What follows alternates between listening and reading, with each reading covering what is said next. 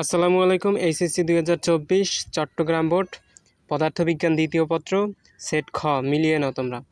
1 ক, 2 ঘ, 3 গ, 4 খ, 5 ক, 6 গ, 7 ক, 8 খ, 9 গ, 10 খ, 11 ক, 12 ঘ, 13 ঘ, 14 ক, 15 গ, 16 খ, 17 খ, 18 ক, 19 গ, 20 ঘ, 21 গ, 22 ক, 23 খ, 24 সঠিক উত্তর দেওয়া নেই, 25 ঘ।